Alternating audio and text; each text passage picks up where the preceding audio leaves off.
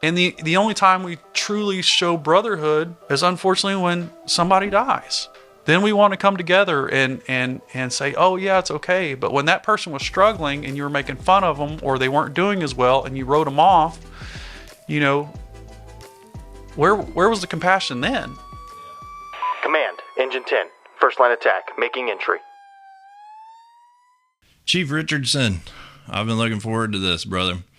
I look up to you as one of the local fire chiefs in our area, and I think you've made a lot of really great changes to your organization, and I think your influence on our area really speaks anthems to a lot of different things. So I appreciate you being willing to talk with us today, and welcome to First Line Faith. We got a few different topics that I wanted to cover today, and we had a few conversations yesterday evening over the phone, and a lot of really good stuff. But for some of the folks that might not be local to Texas or from other states or even other countries, can you tell us a little bit about yourself as a person and kind of your work history a little bit? So I started as a volunteer with Cypress Creek EMS. Okay. As I was going through fire school, I went through EMT intermediate and paramedic school. Well, see, now you're dating yourself. I don't call it intermediate anymore. Yeah, that's right. I was doing intermediate. It wasn't special skills. That was good. So yeah, that was before that. Yeah. So at least it wasn't special skills. Right on. So I got my paramedic in 2006, I believe is when it was. I started working full-time at Cypress Creek EMS as an in-charge paramedic. While still volunteering at Little York. Around 2006 is when I kind of transitioned to the duty crew. Was still doing home response. Things were a little bit different back then, doing home response and working duty crew. And that was at Little York? That was at Little York, correct. Okay. And so I started, as an in-charge there at Cypress Creek, worked my way through, became a tactical paramedic, which led me to go to Law Enforcement Academy. So I did the police academy in around 2010-ish. Joined Precinct 4. I had to be a commissioned officer so I could function as a tactical medic and work as a police officer doing those things. And then, like I said, I got to go to SWAT school and do a lot of special training. That was a lot of fun. And I did a lot of medical support for some different agencies. I bet that was interesting. Yeah, That's man. pretty unique. Yeah, so FBI, the Houston FBI SWAT team, we got to work with those guys. Homeland Security, Internet Crimes Against Children Task Force. We did some stuff with SO. We did some stuff with DEA, Waller County SWAT team. Just kind of anybody that needed paramedics to do medical standby, they would reach out to Cypress Creek and we would go do those things. And depending on kind of which agency we supported, kind of determined our level of involvement. So there were times that I would sit outside the house in my tactical gear and wait for something to happen. And there are certain times that I actually made entry and secured the house and arrested suspects and things like that. So that was a very unique experience. I had my commission carried by Harris County Precinct 4 Constable's Office. And so I spent some time at Precinct 4 as a reserve deputy assigned to patrol. I got to do some really cool things with Precinct 4.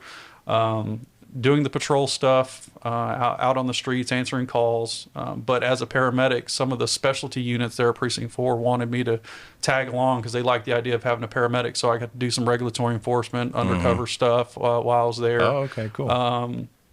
And some different sting operations. I got the opportunity to work with the K9 guys a lot, do some decoy work, put on the bite suits, and get eaten up by Cujo and all those guys. It was a lot of fun. Built some really great relationships. It's fun to work with the canines. Yeah, I enjoy doing it whenever we're able to. But yeah, and so kind of in a parallel universe, there still going on at Little York.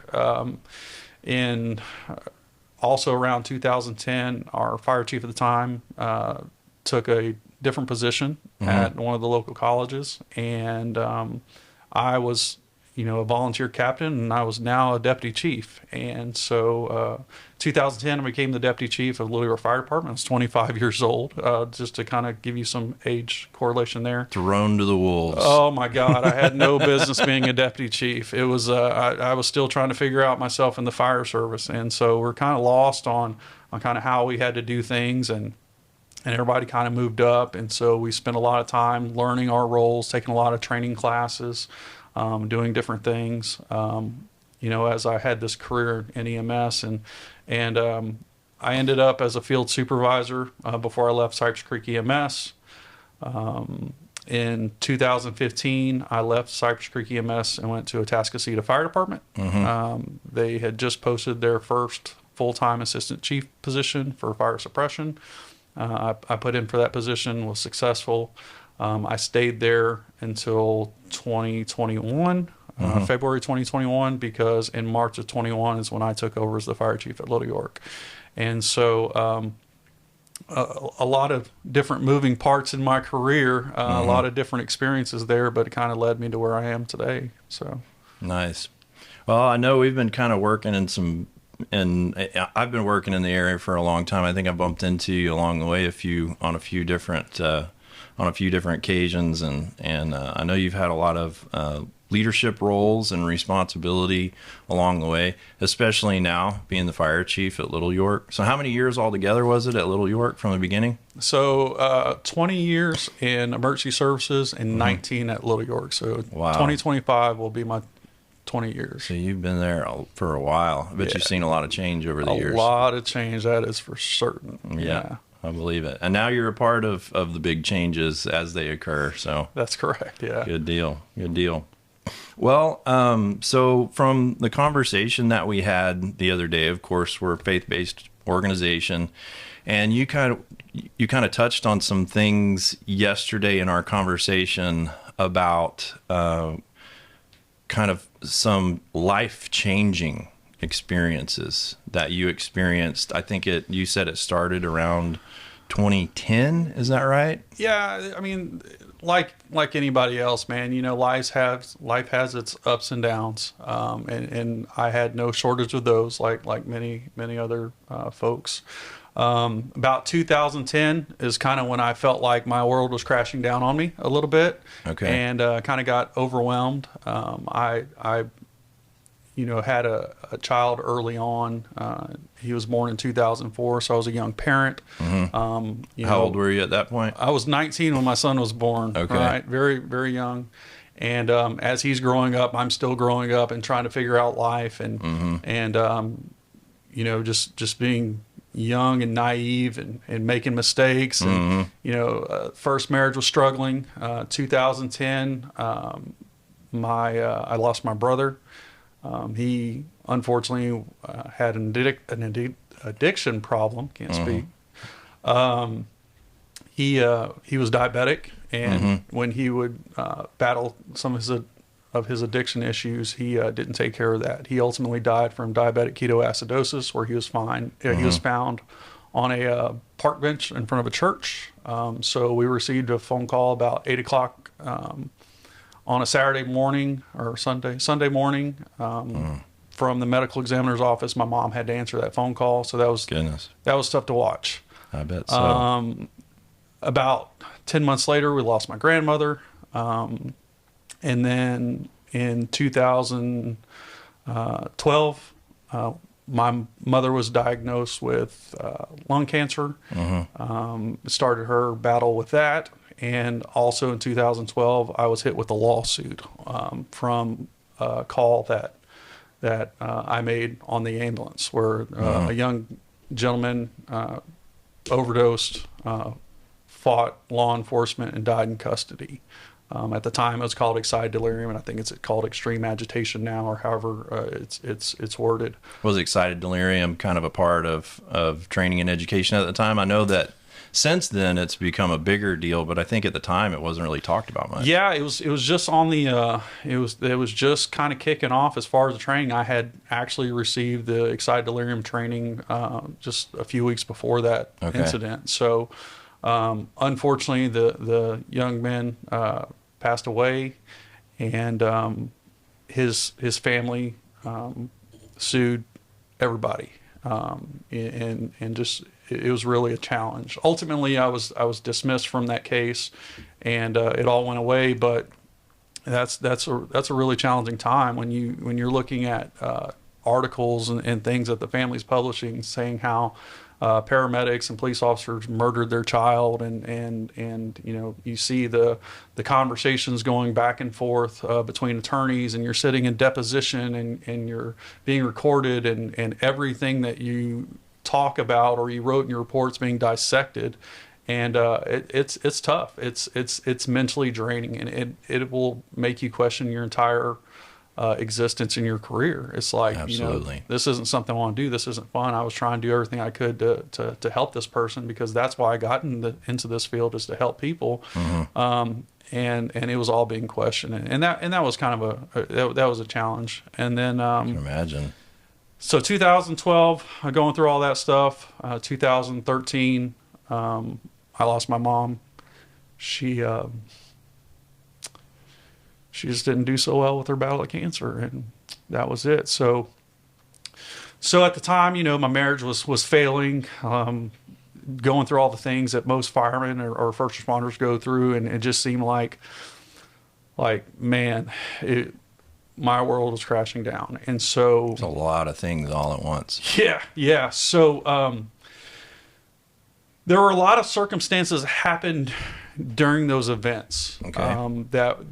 that led me to believe at the end of everything that it was more than coincidence. And so during the death of my brother, we worried about funeral arrangements and plans, and we actually had a family friend that referred a pastor to us to help with that process, and he came by, and he met with us, and he performed the service for my brother. He didn't want to take any money for it. He just did it out of the goodness of his heart, and we were thankful for that. When my mom was battling her cancer, and the cancer had spread to her brain and spine and some of the other areas of her body, there was a lot of concerns that we had as a family. I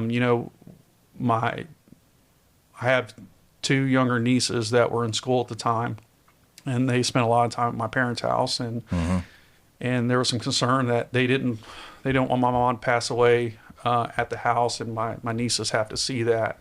So we were trying to get her into a facility to kind of help with some rehab stuff, and just provide her some comfort at the end of her life. So at this point, where were you working? You were working for Cypress Creek? I was working at Cypress Creek, yeah. And then Little York also? Little York also, Okay. yeah. So when the cancer spread, we had some family discussions about do not resuscitate orders and things like that, and we had come to the agreement that was probably the best thing. We had some concerns that we didn't want her to be alone in some facility when she passed. So there was a night that my dad and I had talked, and we had we had made the decision that we would go and do the do not resuscitate order the next day. He had some things to take care of at work, but I was gonna go take care of the paperwork, get it started, and I was actually on shift on the ambulance that day. And so for whatever reason, my sister was going in late to work, or took off, or I don't remember the circumstances, but she was off. She was like, "Hey, I'm gonna go visit Mom. Are you still coming by to do the paperwork?" I said, "Yeah." So my sister went over there. She called me. She was like, "Hey, Mom's not waking up." She goes, I think we're getting close. And I was like, okay. So I left the station that I was at, and I hauled butt down to the facility she was at. In your vehicle or on the ambulance? In my personal vehicle. In your vehicle? Yeah. So actually, I was driving a Little York staff car. I drove that back and forth to work. And Gotcha. So I was in a Little York staff car, and I get over there, and I have my radio, because about the time as I was pulling up, my sister had told me that, hey, they're working Mom, which is not what we wanted. And I could hear it get dispatched over the radio. And so I walk in the facility. The staff's like, "Oh, great, EMS is here," because obviously I just got off the ambulance. I was still in uniform, and I was like, "No." So they think at this point you're the crew that's responding. Right. Yeah. Okay. And they said, they're like, "Oh, great, EMS is here. They take over." And I said, "No, I'm not part of the crew." I was like, I am a supervisor for the EMS agency. I am her son in a sound mind. She's terminally ill. We were filling out the paperwork. I do not want her worked. And so they respected our wishes, and they stopped everything. Well, everybody's still coming. And so I had to get on the radio and pronounce my mom. Your own mom. So that Goodness. all the folks would stop coming. And so Yeah. that was tough. And Imagine. so she wasn't alone. She wasn't at home. My sister was with her. She was, everything happened the way we needed it to happen. And so we started planning her funeral arrangements. The pastor that did the service for my brother agreed to do the service for my mom. So same thing. He came by the house, talked with the family, and kind of got an understanding of everything, and again did the service. And at that time, he had invited us to come out to one of his services at his church, and there was some sort of connection there, and I can't explain what that connection was between us and the pastor, but there was something in my heart that said we need to go do that. We need to go sit in on a service, and as a sign of gratitude. My dad wanted to donate some money to the church because he's now done 2 services for our family and didn't ask for a dime. Wow. And so so a few weeks go on, and it's weighing on my heart. Like, we've got to go sit in on a service. And in hindsight, I probably could just ask the family friend, the details of the church and locations and things like that, but I didn't. And so there was one night that my wife at the time and I were talking about going to do dinner. I had taken stuff out to cook, and for whatever reason I was like, you know what, I don't feel like cooking tonight. And I love to cook, so it's not like me to prefer to go out to eat over cooking. So something told me, let's just go out. And so you were telling me yesterday too that you don't personally prefer seafood, and that happened to be the meal of choice. Right. Yeah. So my wife at the time was a seafood eater. I was not. I do not like seafood, but for whatever reason, I told myself, I was like, you know what? Let's go to Landry's down in the Woodlands. We'll have some seafood. I'll find a steak. We'll be good. Maybe some crab legs. I do like crab legs. And she's like, okay.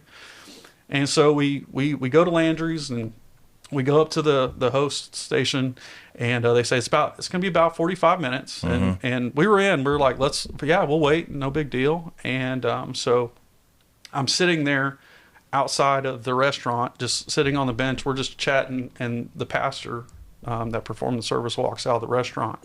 Wow. And so we start talking, chatting it up, and he's like, yeah, man, he gives me all the information. And we were able to go, to one of his services and hang out with him. And my dad went with me. And that's probably the first time in my entire life that I've sat through an entire church service with my dad. So that was pretty special to me. And shortly after that, I was just completely overwhelmed. I was like, man, there's just a lot to happen in such a short period of time. There's a lot to happen. There's a lot of circumstances that all just kind of aligned. They kind of correlated a little bit. Right. Yeah. And everything just kind of lined out like it was supposed to.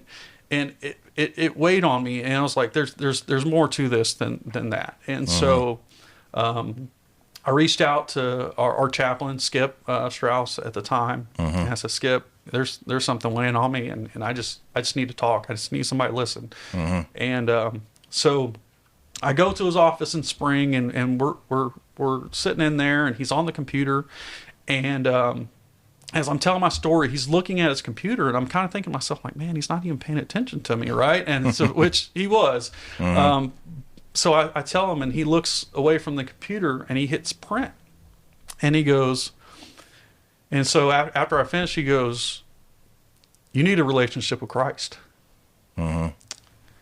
And he goes, I've been holding on to this paper. He goes, I didn't know who it was for, but it's for you. And so he hands it to me and I read it. And the synopsis of this paper is it's basically a story of 9/11 and people questioning God. And this letter is from God to the responders, to the responders, the victims. That's like, when you're in the stairwell, I was holding your hand. As the flames engulfed, I wrapped my arms around you. So even during the difficult times, I was there beside you to lead you through it. So true. And so it hit me like a ton of bricks, man, when I'm reading this in his office, and I broke down. And so within 2 weeks, Skip invited me to church. He baptized me there, and I kind of devoted my life to making things right, and so I've always kind of had a respect for faith. And although my family was religious, my grandmother was super religious. My grandfather's very active in the church. My grandmother was baptized in the Jordan River, did pilgrimages, and all those things. Our family didn't attend church very often, and hardly ever, unless there was a funeral or some sort of event there. And so we had a respect for faith, but we didn't truly practice it, so to speak. Okay. And so it was one of those things that's like, okay, I'm in. Yeah. I'm in. And you definitely saw the signs along the way. Yeah, sure. it was like, hey, I'm here. I'm here with you. Open your eyes, dummy. Yeah. Let's make this happen. And so I really did, and I found a new respect for faith, and kind of dug deep and identified some things about me that kind of have led me to where I am today because of all those events. I mean, I'm not sitting here saying that, everything has been smooth sailing ever since that, right? But it kind of gives me a different perspective on things. Absolutely. Yeah. When you were going through some of that stuff, and you're talking about some really rough times. You're talking about, as a paramedic, as an emergency services employee, having to be involved with a family member's call like that hits too close to home. I've been there, not in that way, but in different ways, and I'm sure there's a lot of other people that can identify with it hitting too close to home. But wow, did you, while that was happening, did you recognize that, or did it take a little while for you to say, okay, God put this in my life for a reason, or how did that work for you? When I reflect back on everything, I look at all the circumstances that kind of played out during those events, and I couldn't help but think or, believe that the God was there the entire time, because all the things that we were concerned about were answered. Yeah. And I know that the whole list, right. every primary objective, I'm going to say, everything that you wanted wound up happening. Maybe not in the way you wanted or planned it or what have you, but nonetheless it occurred in the way that you needed it to. Yeah, absolutely. And like anybody else, as a first responder, we see some pretty awful things, and we can't help but wonder why. Why would this happen to this innocent person, or why is this illness affecting these people? I mean, we've lost coworkers to mental illness, we've lost them to cancers, we've lost them in accidents, we've lost them to alcoholism, we've lost them to all sorts of things, and we wonder how, why, and we'll never be able to answer that. Right. And during all those frustrating times or challenging times, I ask that too. Why are we going through this? This isn't how it's supposed to be. So it does challenge your faith. And when you see everything, for me, when I saw everything play out the way that it did, there was no denying there is something bigger. There is somebody over my shoulder and protecting me. And even though it hurt during those times, it happened the way it was supposed to happen. And so, you kind of come to peace with all of that. And it just kind of helps you refocus your energy towards something positive. Absolutely. Absolutely. I'm sorry that you had to go through what you went through, but it sounds like in retrospect, I guess everything happens for a reason. Yeah, I guess so. I mean, that's really tough. I can't imagine having to go through all that in such a short period of time. Yeah, I will tell you that, everything does happen for a reason. And those life experiences, the loss of my mom, going through the lawsuit and navigating that, unfortunately going through a divorce, all those things that are negative, that are challenges, those are stories that I've shared. I have people come to my office saying, Chief, I'm overwhelmed. And, I always have an open door policy where people come talk to me about anything, whether it's work related, personal issues that they just want to vent. I always tell them what's said behind this door stays in confidence. So I have guys opening up about some really personal stuff, and not that misery loves company, but when you can tell a story that people relate to, or it relates to their situation, and it kind of gives them, some sort of glimpse of hope that, hey, everything is going to be okay. I may not understand it now, but you will get through it. Yeah. I think it did happen for a reason, to give me that experience to share. Absolutely.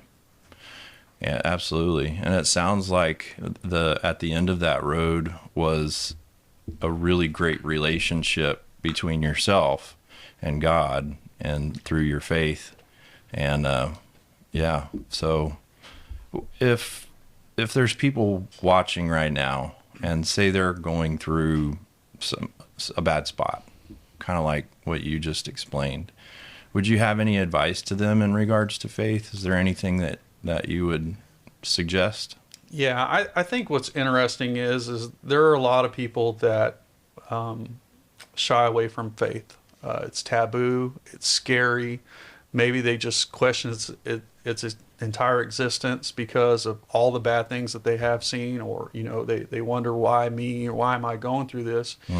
It's easy for us to accept faith when things are going right. It's not easy for us to accept faith when it's going wrong, but it's one of the first things that we fall to when we don't know where else to turn, is we start praying, right? And so Absolutely. Faith is all in.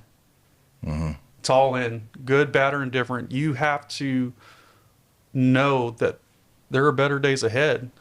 It's just a storm. Absolutely. Storms pass. It's just a season, and whatever comes at the end of the season, the day will break, and sunshine will come through. Things will get better, and it's easy for me to say while somebody's going through whatever situation they're going through, but as somebody who's gone through something similar, I can tell you that there were times that I didn't know if it was going to get better, and it does. So, hold out on the faith, fall to your knees and pray for guidance, for comfort, for understanding. Because although you don't have any of those things right now, it will come. I think that's great advice. So how did this, you've been a leader for a long time, and you've led from a lot of different perspectives, whether it had been an in charge on the medic unit, or a supervisor, or a line officer at the fire department, or a deputy chief, and now the fire chief. How do you make these correlations, and what correlations do you make between faith and leadership?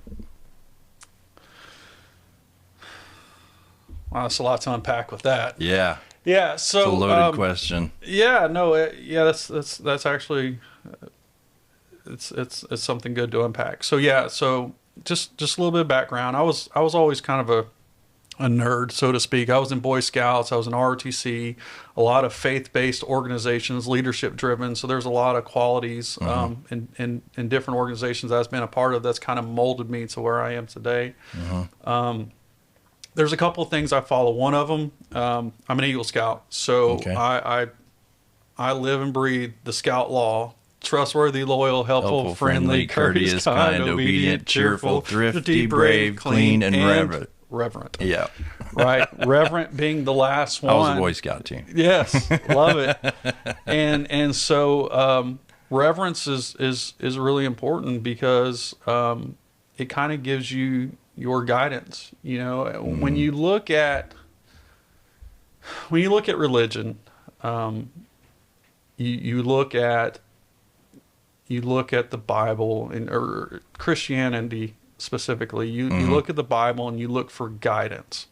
And there are a lot of people that say they are devout Christians and they're practicing their faith and they're doing all these things and they can recite scripture, but sometimes some of those people are the biggest hypocrites. Yeah. Right? And they're not truly carrying out what the message is. And so when you look at all the different stories and you know the stories of Jesus and the accounts from the different people that are writing those stories in those books, it truly boils down to servant leadership. Jesus wasn't walking around giving orders. Jesus was breaking bread with his counterparts. Jesus was washing feet. He was healing the sick. It was never about him. It was about everybody else. Absolutely. And so when I look at my leadership style, I really try to make it about us as the team. I'm a member of the team just like everybody else. Sure.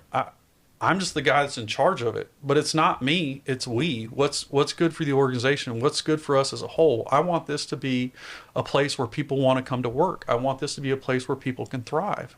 And how do I do that? I have to invest myself into the organization and truly be a resource for all of our staff members. You know, whether that's helping somebody build a fence or helping somebody with their porch rebuild after a storm, or cooking for the crews, or doing whatever, washing dishes. If there's a trash can that's full and needs to be taken out, I don't ask somebody else to do it. I do it myself because it needs to be done. And it's not because I'm trying to show people that, hey, I can do that too. It's the right thing to do. I want to do it and it needs to be done, and I'm not above that. Right. And so I always try to remain, you know, humble in that respect, that, you know, I'm there for the folks. One of the things that I always think about is I hear fire chiefs make the comment, oh, this place would crater without me. Little York Fire Department was around in 1942, way before I was ever thought about, and it's going to be here way long after I'm gone. I am just a small portion of this organization's history that one day I'll just be another name on the wall. My goal is to make it as good as I can be while I'm here, and try to leave some sort of legacy. And I want that legacy to be that I was a chief that was there for his guys.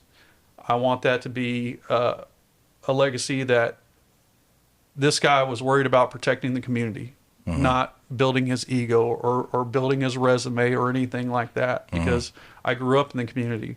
My dad still lives in the community. I have friends that I went to school that live in the community. I see people all the time that I know out and about, and to have the opportunity to make decisions on the public safety of the community I grew up in is pretty special. And so, you know, I look at my faith and I look at some of the stories that are in the Bible that we read about, and it's always the same pattern. It's about them, not about me. And I try to carry that with me day to day.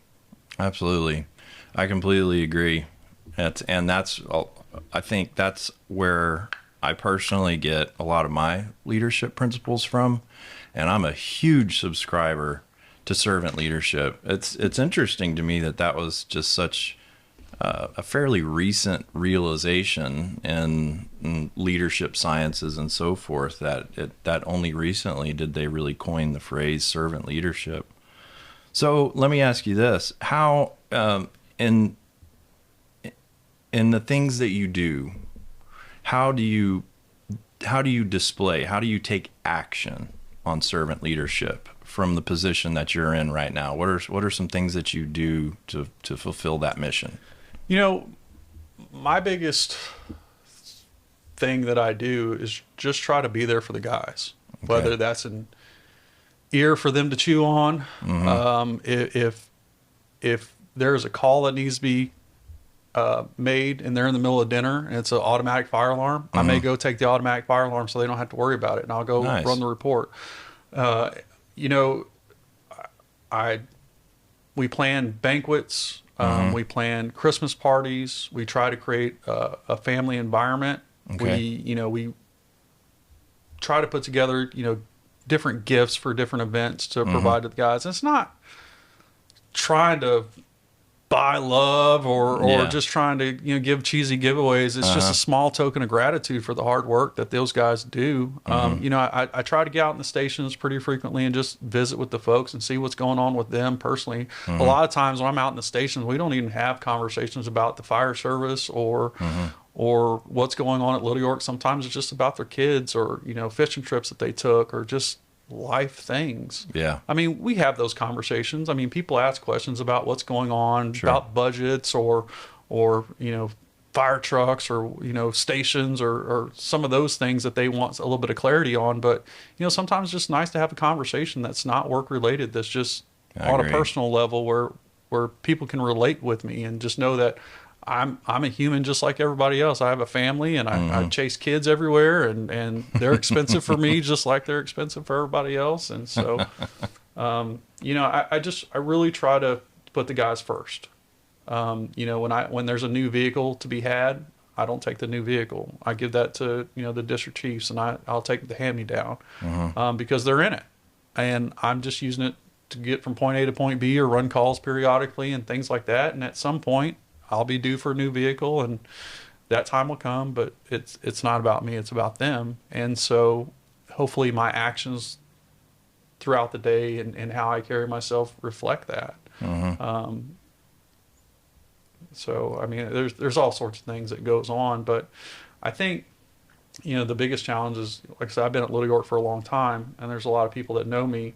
Sometimes they see it as, well, he's just putting on a show, right? It's not him. But when you do it consistently over the years and they're like, oh wait, no, that's genuine. Yeah. Right. I think that makes a huge difference too. And they're like, they're like, hey, we're in, we're good with that. And a lot of things about, making it about them is a lot of decisions are made by the guys out in the field. So we do a lot of things by committees or work groups and allow them to develop a process and own it and run with it. And that's the best buy-in you can get because it's coming from the guys and they're selling whatever project that they're doing. I'm not trying to tell people how great it is. They're the ones, pushing that envelope. And so I think it's, good to allow them to kind of have a voice in how we conduct business. Obviously we can't give them everything that they want. Sure. But there are a lot of things that goes on at the fire station, schedules, things like that the guys were the driving force behind it. What kind of committees do you guys usually do?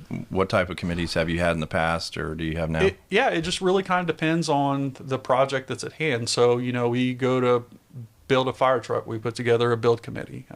We just recently had a performance evaluation discussion where they wanted to revamp the performance evaluation tool. So we had a group together that did that.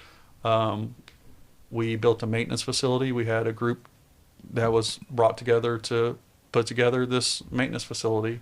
And so basically any task that has any large impact on the organization, we try to have a committee. When I put together the budget, it's not me in the office. It's we always start with the payroll and benefits with myself, HR, and my deputy chief. And then once all those numbers are where they need to be, then we sit down with a budget workshop. And so all the stakeholders in the organization get their chance to kind of justify what they need and talk about some of their wants and wishes and things like that. And then we put together a budget. We refine it and make some tweaks. And one of the board members, or typically our ESD board members, is part of that group. And we try to make it work. And if there's anything we have to cut back on, we make a decision on where we cut from the budget, and that's how all that works. Okay. So you were saying, we kind of touched on this a little bit earlier before we started the podcast, but I'd like to get kind of some of your thoughts and feelings on it. You know, one of the big catchwords in leadership these days is transparency. So transparency can be difficult from a fire chief's position, because some of the information is protected. It would be unethical to release. So as far as transparency is concerned, from your view and within your organization, what things do you make transparent? I know you mentioned the budget a little bit. Yeah. So I try to be transparent about everything other than personnel issues. Sure. If I'm counseling a firefighter or an officer about a particular issue, the only way that anybody's going to know what was said in that room is if that person said something to somebody else, right? Gotcha. So personnel matters aren't transparent. Absolutely. We may get in front of bad information and disseminate specific things that we can talk about to dispel any rumors. But everything else is fair game. Annual reports, our budget. We have staff meetings where we do quarterly staff meetings where all the staff gets together and we talk about different things, and they can ask questions about anything. What's challenging for me is that it's hard to know what people want to know, right? There's the big ticket items like manpower and budget and payroll and benefits, right? But there are certain things that you don't realize that are important to folks. And for everybody in the organization, that may be something different. And so I try to create an environment where people feel comfortable asking me questions, because I can't know what's important to everybody, right? And so I want them to be comfortable if they have a question coming to talk to me and ask me questions, so that I can answer them to the best of my ability, and that they don't feel like I don't want them to feel like we're trying to hide anything. I try to be an open book about, anything that they want to know. And one of the things that I do as well is that I don't want to put out bad information. So if there's not a decision that's been made, I won't put it out. Because I don't want people to hold me to something I have no control over. For instance, the budget. I don't release the budget until the budget's approved. If, we're planning to do a raise and I say, hey, I'm going for a 10% raise, well, that's the gospel. And if the board comes back and says, no, we can't do that, then it kind of makes me look like the bad guy, like, no, he didn't follow through with what he said. Right. Sometimes that's a challenge because I can't give information because the decision hasn't been made yet. And sometimes people kind of make up their own version of what they think that would be. And we kind of have to catch it and dispel that as much as we can. But I really try to be transparent about pretty much anything. Good. Because if I don't provide the information, they're going to come up with it on their own, and it may not be the right information. And so that creates its own issue that we have to deal with. So absolutely. Yeah. Sometimes some of those discussions can happen around the firehouse, and what starts as a view or an opinion turns into what's perceived as a fact or the truth, and then things get kind of lost in the mix. Yeah, you want to solve the world's problems. Just lay it out on the kitchen table. Man, it'll get solved. No lie. That's right. That's one of the best things about the fire service too, though, is just the kitchen table sometimes. But sometimes the kitchen table can be difficult. But anything's fair game at the kitchen table. That's right. That's absolutely right. So I'm going to switch gears for just a second. So one of the hot topics in the fire service these days is mental health. And, I think everybody's got kind of their own story of mental health trials and tribulations, successes, and so forth. What are your general thoughts at this point on that topic as it applies to emergency services? Yeah, I think mental health is extremely important. Matter of fact, when I was doing my co-op program through Lone Star and a couple of different for your degree, for my degree, I actually wrote a 8-page paper on mental health in the fire service. Oh, cool. When I was going through the Texas Fire Chiefs Academy, it was another presentation I gave on mental health. I think it's extremely important. I think it's a moving target. because everybody's personalities are just so different, and it's really a kind of a shotgun blast approach to mental health, because you have to provide various resources that somebody will gravitate to, right? I may not be in tune with the chaplain because I don't need religion. I need somebody to help me through my issues, right? And there's unfortunately there's a stigma associated with the word chaplain, so we have counselors in place. We have EAPs, and some people like the EAP and some people like the counselor, but some people prefer the chaplain. So you have to provide all of those things. But mental health definitely is tied to physical wellness, right? And so we have to make sure that we're encompassing, fit for duty evaluations. Do we provide an environment where people can thrive and work out and be physically fit so that, their mental health can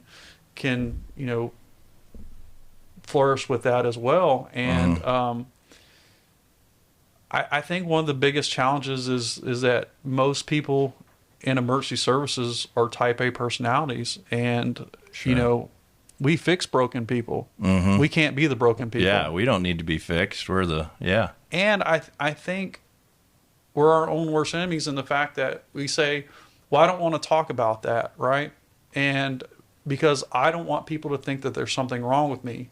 But we also have people in our industry that will identify a flaw or an issue or whatever, and they highlight it. They're talking bad about their buddies, or spreading rumors about different people, or sharing, just different things, and we're misinformation and spreading rumors and all these things. And it's like, we are supposed to be there for each other, but we constantly, as a service, see incidents where we're tearing each other apart. And the only time we truly show brotherhood is unfortunately when somebody dies. Then we want to come together and say, oh yeah, it's okay. But when that person was struggling and you were making fun of them, or they weren't doing as well and you wrote them off, where was the compassion then? Yeah. Because there are people that don't learn as fast. There are people that have different personal issues that they're dealing with that may not be brought to light, that that nobody else is going to know about. And nobody else is going to know about them, and we just tear those people apart. Like, that person's a weirdo, or man, that guy's a nut job, or whatever, when that person's struggling. And heaven knows what issues that they're dealing with that we know nothing about. Sure. So we do ourselves a disservice, because then those same people are like, oh, well, we need a peer counseling group.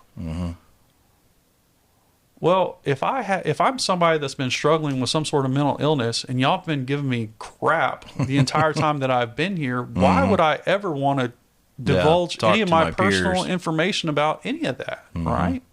Because I can't trust the fact that you're not going to go put my business on the street. And so, we run into some of that. And I think the culture truly has to change, where, we have more acceptance and understanding of what people may be going through. And I think it's heading there. I think the awareness is there, and we want to be proactive in mental health, but all the silliness has to stop, or nobody's going to take it serious. So, I mean, that's kind of my take on that. Absolutely. No, and whenever Bella Media did their interview of me, that was one of the things that I kind of talked about, because I went through a period where I worked 7 pediatric fatalities in like 5 days, and it was messing me up. But I was reluctant.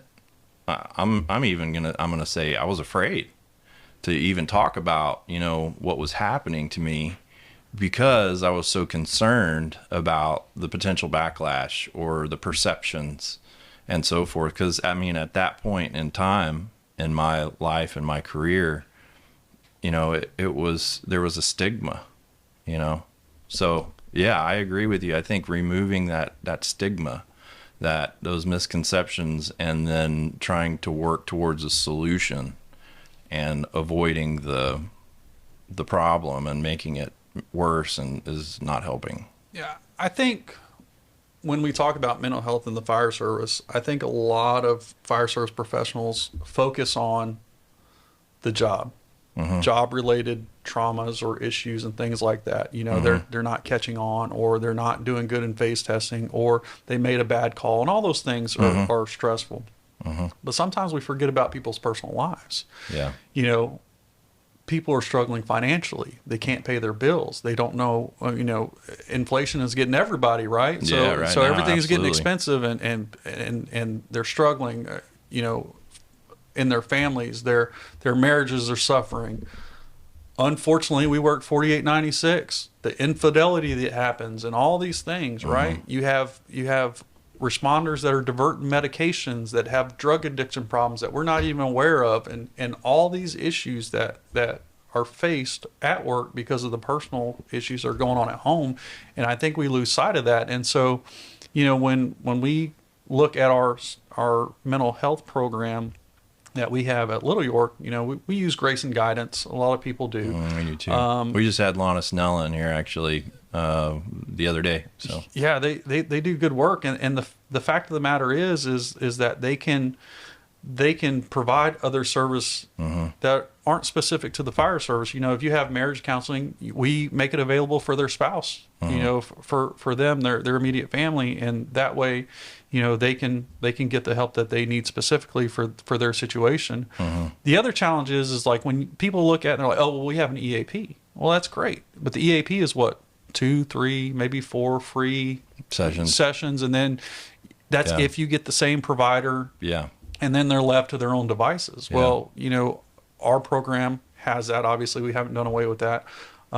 We have the chaplains that are available, but with grace and guidance, there's a continuation of that care. You build that relationship with that provider. You're able to they're able to coach you through that process and see it through its entirety.